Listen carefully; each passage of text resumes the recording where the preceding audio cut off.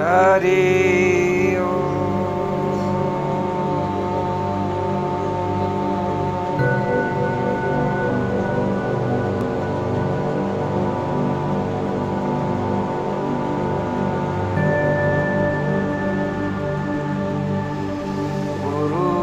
गुरुर्ब्रह्मा गुरुर्विष्णु गुरुदेव महेश्वर गुरु साक्षात् परम ब्रह्म तस्मै श्री गुरुवे नमः। आज की सत्संग की चर्चा में एक विद्यार्थी ने पूछा है, पाप करने वाले सुखी और कर्तव्यनिष्ठ दुखी क्यों दिखे जाते हैं संसार में। तो लिखा है, भगवान की आराधना, देव पूजन, श्राद्ध तर्पण तथा कर्तव्य का सावधानी से पालन करने वाले आजकल प्राय दरिद्र और दुखी दिखे जाते हैं। और जो लोग झूठ बोलते हैं, छल कपट करते हैं, नाना प्रकार के पाप करते हैं, संयम सदाचार के एक भी नियम का पालन नहीं करते दिखते हैं और वे धनवान, स्वस्थ और सुखी है। ऐसा क्यों होता है? ऐसा पूछने वालों ने पूछा है। इस प्रकार की शंका तो स्वाभाविक है, होती ही हर एक के मन में हो जाती है, शंका तो हो जाती है, लेकिन उन लोगों को गहराई में उनको विवेक नहीं है, उनको वास्तविक समझ नहीं है। लेकिन देखने की बात ये है कि क्या सभी झूठ, छल आदि करने वाले असंयमशील पुरुष धनी सुखी है, या उनमें दरिद्र भी है, या उनमें कोई रोगी भी है, कोई दुखी भी है? यदि ऐसे भी लोग हैं कि छल कपट प्रपंच करके भी दर दर भटकते हुए दिखते हैं, कंगाल एवं दुखी हैं, तो ये कैसे कहा जा सकता है कि पाप तथा असंयम से धन और सुख मिलता है? सच बात तो यह है कि हमारे मन में एक प्रश्न प्रारब्ध तथा पूर्व जन्म को न मानने के कारण उठता है। जो पूर्व जन्म को नहीं मानता है या प्रारब्ध को नहीं मानता है, ऐसे लोगों के मन में ऐसे प्रश्न उठते हैं। मनुष्य अपने प्रारब्ध का फल भोगता है। प्रारब्ध का मतलब होता है कि पूर्व जन्म में किए हुए कर्मों का फल। तो इसका मतलब पूर्व जन्म मानना पड़ता है। अच्छा, बेईमान तो बुरा कर्म करने वाले सब सुखी कहाँ दिखते हैं? कई दुखी भी है, कई सुखी भी है। कई अच्छे कर्म करने वाले भी दुखी है, कई बुरे कर्म करने वाले भी सुखी है। और कभी उनके दुख का अंत हो जाता है, फिर सुख आ जाता है, सुख का अंत हो जाता है, फिर दुख आ जाता है। तो ऐसे और अनेक जन्मों में कुछ करता है, उनका फल उसे आगे भोगना पड़ता है।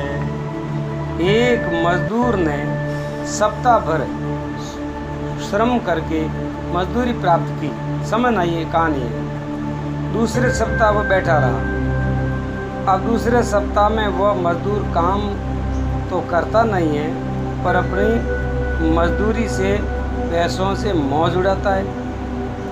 और दूसरा मजदूर अब पूरा श्रम करता है। वह जब तक सप्ताह पूरा न हो, मजदूरी मिलने से पहले ही उसे प्राय भूखे रहना पड़ता है। जो लोग इस मजदूरों के पहले सप्ताह का जीवन नहीं जानते हैं, वे ही लोग दूसरे सप्ताह का जीवन देख करके अपेक्षा करते हैं कि मजदूरी करने पर भूखों रहना पड़ता है। ऐसा कभी होता नहीं है, लेकिन ऐसा दिख पड़ता है कुछ न समझने के कारण। इसी प्रकार जो लोग सुख पा रहे हैं, वे अपने पूर्व जन्म के पुण्य का सुख भोग रहे हैं।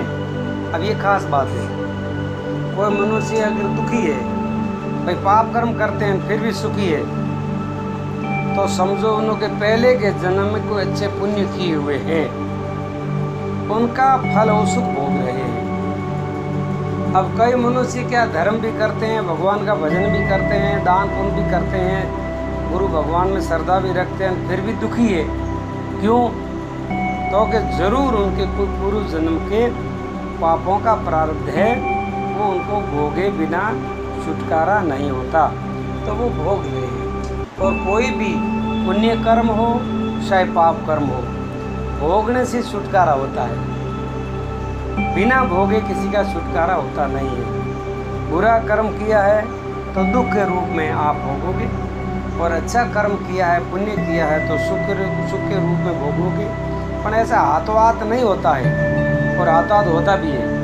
अगर आपके पूर्व जन्म के कोई स्टॉक नहीं है अच्छे और बुरे कर्म, तो अभी तुम जो कर रहे हो उसका फल आपको तुरंत मिल जाएगा। और पूर्व जन्म के अगर कोई स्टॉक में है, कोई पाप कर्म प्रदान है या पुण्य कर्म प्रदान है, तो जो कर्म प्रदान है उनका फल आपको अब पहले भोगना पड़ेगा। यदि वे इस समय पाप करते हैं तो अपने लिए आगे दुख के साधन जुटा रहे हैं। अगर कोई मनुष्य सुख भोग रहा है, शरीर स्वस्थ है, धन संपत्ति भी खूब है, पैसे भी खूब है, दुनिया में वाहवाही भी मौज है, और फिर भी अगर वो पाप करता है तो समझो को दुख के पापों से दुख की तैयारी कर रहा है। दुख का साधन अभी उनका संग्रह हो रहा है, और जब समय आएगा जब एकदम विस्फोट हो जाएगा, कोई रोक नहीं सकता दुनिया में किसी की ताकत नहीं।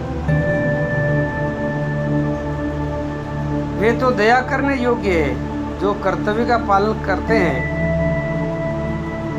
पूर्व जन्म के कर्म दोषों से भले उनको इस समय कलेश भोगना पड़ रहा हो, लेकिन फिर भी वो अगर अच्छा काम कर रहे हैं, भले दुखी है, गरीब है, लेकिन अभी वो अच्छा काम कर रहे हैं। घर में गरीबाई है, घर में दुखी है, साधन संपत्ति नहीं है, पैसे वगैरह भी नहीं है, पर उन ऐसे गरीबों का दुनिया में मान भी बहुत कम होता है।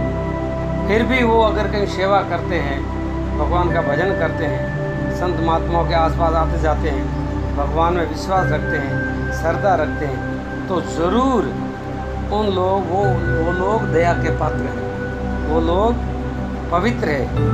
वो अपने थोड़े दिनों से दुखों का अंत हो जाएगा, और फिर उनको अपने पुण्य का फल सुख मिलेगा, इस पर कोई दो नहीं।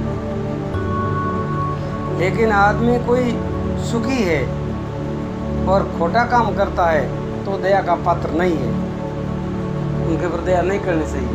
मतलब अब वर्तमान में उनकी जो स्वभाव है दुष्टता, तो वो उसके ऊपर दया नहीं करनी चाहिए। भले गरीब है, दुखी है, लेकिन वो अच्छे कार्य में लगा हुआ है, सेवा में लगा हुआ है, भगवान के भजन में लगा हुआ है, तो उनके ऊपर ज़रूर दया करनी चाहिए और उनकी मदद करनी चाहिए। क्यों कि अभी वो सही काम पर लगा हुआ है। भले पूर्व जन्म में कुछ भी काम किया हो, लेकिन अभी वो अच्छे काम में लगा हुआ है, इसलिए उनका आदर करना चाहिए, उनकी मदद करनी चाहिए, उनके ऊपर दया करनी चाहिए, उनको अपनाना चाहिए, क्योंकि अभी उनका जो जीवन है उनका जीवन सही ढंग से चल रहा है। मनुष्य का जन्म प्राणी को बड़े सौभाग्य से प्राप्त मिलता है। अब ये खास बात ये है, ये मनुष्य का जो जीवन है, अपने को मनुष्य जीवन जो मिला है, ये बहुत ही कीमती है, बहुत अमूल्य है। इस जीवन में भी सबसे उत्तम व्यवस्था बाल्य अवस्था की है। इस जीवन में भी सबसे बढ़िया अवस्था जो है, बढ़िया अवसर जो है, वो बाल्य अवस्था का है। क्योंकि बाल्य अवस्था में जीवन को जैसा बनाना है ऐसा हम बना सकते हैं। बाल्य अवस्था में अगर अच्छे संस्कार पड़ जाते हैं तो फिर वो पूरे जीवन में अच्छे स्वभाव रहेंगे। बाल्य अवस्था में अगर गलत आदत पड़ गई है, बाल्य अवस्था में अगर आप भटकते हो, इधर उधर दौड़ भाग करते हो, कोई अच्छी बात मानते नहीं हो, अच्छा काम करते नहीं हो, गलत खाने पीने का काम करते हो, कभी कभी चोरी भी कर लेते हो, झूठ भी बोल लेते हो, और अपने खाने के लिए इधर उधर भटकते हो, तो इसमें ज़िंदगी बर्बाद हो जाती है, जीवन नरक बन जाता है। जीवन ऐसे बिगड़ता है, छोटे छोटे से करते, कभी बिस्कुट खाया, कभी कुछ खाया, कभी सोपारी खाई, कभी गुटखा खाया, कभी कुछ खाया, कभी कुछ खाया, कभी कचरा खाया, ऐसी तो ज़िंदगी बिगड़ती है, जीवन ऐसे बिगड़ता है। और फिर पक्का बिगड़ जाता है, आदत पक्की खराब हो जाती है, स्वभाव पूरा बिगड़ जाता है।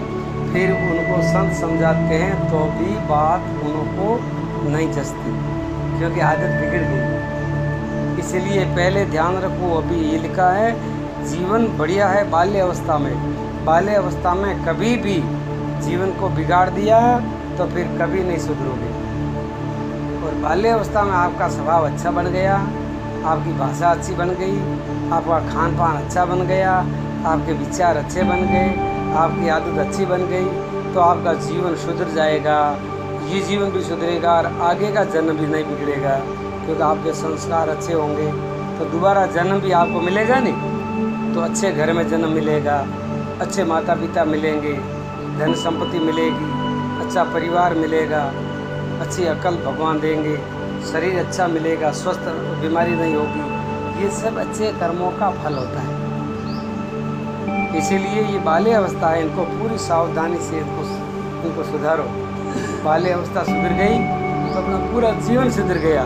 और बाल्य अवस्था में अगर आप रास्ते से चूक गए तो गए काम से तुम्हारे लिए नरक तय है, फिर आपको कोई बचा नहीं सकता। आपकी सारी जिंदगी की जो यात्रा है वो भटक जाती है। संसार में, परिवार में, समाज में आपकी कदर खत्म हो जाएगी, आपका कोई मान नहीं करेगा, आपके ऊपर कोई विश्वास नहीं करेगा। ये तो सब बिगड़े हुए हैं, अरे ये तो गंदे लोग हैं, अरे इनका तो खान पान गलत है, इनका तो उठ बैठक भी गलत है। लोग आपसे बात नहीं करेंगे, क्योंकि बिगड़ा हुआ जीवन किसी को पसंद नहीं है। अच्छा जीवन जियो, पवित्र जीवन जियो। और ख़ास बात है, माता पिता और गुरु संतों की आज्ञा का पालन करो। अपने मन मर्जी से कहीं भी मत जाओ, अपने मन मर्जी से कुछ भी मत खाओ। जो खाना है तो माता पिता के सामने मांग करके खा लो, गुरु संतों के सामने मांग करके खा लो कि गुरुदेव हमको वो वस्तु चाहिए, हम खानी खा लो। बाजार से नहीं खाना, घर में ला के बना के खा लो। कौन मना करे, आप भी खाओ हम भी खाएं, बढ़िया फर्स्ट क्लास बना कर जिए। तो उसमें अपना प्रेम बढ़ता है, एक दूसरे का स्नेह बढ़ता है। अकेला खाना नरक में जाना, इतनी वस्तु भी अकेला नहीं खानी चाहिए, और छुप के नहीं खानी चाहिए, चोरी के रूप में नहीं खानी चाहिए, लेनी भी नहीं चाहिए और खानी भी नहीं चाहिए। जब जीवन सुधरेगा तो जीवन बिगड़ जाएगा। आज जबान है कि जिब्या आप बड़ी नालायक है, आ लपर लपर करे कि हम पीना लारे अपना पूरा जीवन बिगड़ जाएगा। जबान कतरी है, 3 उंगल तो है, जिब जबान कतरी है, 3 उंगल ये कतरी, शरीर कतरो है, 3.5 हाथ लंबो है। तो अभी आ एक जबान ली पूरे जीवन रो नाश कर दी, पूरे जीवन बिगाड़ दे। माते जबान माते कंट्रोल रखो, भावे जो को खावनो नहीं, आवे जो बोलनो नहीं, झूठ बोलनो नहीं, निंदा करी करनी नहीं, खाने पीने में संयम रखनो, अच्छो सात्विक भोजन करनो, तमोगुणी वस्तु नहीं खावनी, बाजार में गंदी वस्तुएं पड़ी है नहीं खावनी, लारियर माते वस्तुएं पड़ी वे, उधर माते कतरी गंदी माखियों बे, कतरा मनक मोरा गंदा हाथ लागे, मन तो हाथ ही को धोए नहीं, बड़ा गंदा गंदा हाथ लागे, माते गंदा कीटाणु चिपड़ आवे वो अभी दे मुँह डेर में। अरे राम राम राम, कितनी खराब गंदी वस्तु है, कितनी घटिया चीज़ें हैं। नहीं, ऐसा कभी नहीं खाना चाहिए। अगर कोई बाज़ार की वस्तु खानी है मान लो, तो बाज़ार से लाए, अपने घर में ला करके शुद्ध पानी से उसको धोए, 2-3 बार साफ धो करके फिर उनका उपयोग करो, तो फिर भी थोड़ा शुद्ध पवित्र हो जाती है। जीने से बिगड़ता है, गंदी वस्तु खाओगे तो बुद्धि गंदी होगी, आपकी अकल बिगड़ जाएगी, और आदमी की अकल बिगड़ जाती है तो उनका जीवन बिगड़ जाता है। समझ आ रही बात? ऐसा कभी नहीं करना चाहिए। हाँ, आज से मन में पक्का तय कर लो, ऐसा जीवन बिगड़े ऐसा कोई कार्य नहीं करेंगे। अब देखो, ये बाल्य अवस्था है, वह इसी दिशा में चल पड़ता है, उसी दिशा में उसका जीवन हो जाता है। इस समय में संस्कार पूरे जीवन को प्रभावित करते हैं। इस अवस्था में संस्कार मतलब आदत, स्वभाव हमेशा का पढ़ ही के वो पूरी जिंदगी रही। मनुष्य में झगड़ा क्यों होता है? माँ और बाप के साथ में बेटा, माँ बाप बेटे का झगड़ा क्यों होता है? क्योंकि स्वभाव नहीं मिलता है। जब पति पत्नी का झगड़ा क्यों होता है? स्वभाव नहीं मिलता है। जब भाई और भाइयों का झगड़ा क्यों होता है? आपस में स्वभाव नहीं मिलता। जब अगर अच्छा स्वभाव होता है तो झगड़ा होता ही नहीं। राम जी के सीता जी के कभी झगड़ा हुआ ही नहीं। राम जी के पिताजी के आपस में कभी झगड़ा हुआ ही नहीं। आपस में 4 भाई थे, 4 भाइयों के कभी झगड़ा हुआ ही नहीं। क्यों? अच्छा संस्कार थे, अच्छा स्वभाव था, ऐसे हम भी बन सकते हैं। अतः बहुत सोच समझ करके बालकों को अपने जीवन पथ चुनना चाहिए। बच्चों को सोच समझ करके ईमानदारी से, समझदारी से, जवाबदारी से अपने जीवन को धीरे धीरे सही रास्ते पर चलाना चाहिए। इधर उधर देखना, इधर उधर भटकना कभी नहीं, उससे जीवन बिगड़ जाता है। संसार सब बिगड़ा हुआ है, इसीलिए खुद बिगड़े हुए दूसरों को बिगाड़ते देर नहीं लगती है। जीवन सुधारने में देर लगती है और बिगाड़ने में देर नहीं लगती है। इसलिए बहुत सावधानी से रहना, अपना कर्तव्य करो, अपना काम करो, अपनी साधना करो, अपनी पढ़ाई करो, अपने कार्य में मस्त रहो और इधर उधर भटकना, इधर उधर देखना, इधर उधर की बातें सुननी, इधर उधर किसी के साथ बैठना, गप्पे मारनी, बातें करनी, वो जीवन को सत्यानाश करती है, नरक में जाती है, नरक में ले जाती है। ऐसी चर्चा है, सुनाई बात है एकदम। तो छोटी छोटी भूलें ज़िंदगी को ख़राब कर लेती है। अपने जीवन में क्या होना चाहिए? संयम होना चाहिए। संयम मतलब अपने माथे कंट्रोल होना चाहिए। मतलब आप खुद को, आपको अभी तक अकल नहीं है, आप बच्चे हो गए, अकल कच्ची है तो माता पिता कहे ऐसा करो। अभी तक आपके अंदर समझ कच्ची है तो गुरु माता और गुरु जी कहे, दादा गुरु जी कहे या जो कुछ अपने बड़े हैं वो कहे ऐसा करो, तो आपकी समझ पक्की हो जाएगी। फिर आपको कोई खतरा नहीं, अभी तुम कच्चे अकल रखे हो। इसलिए जीवन में संयम रखो, उनका कहना मानो तो संयम आ जाएगा अपने आप।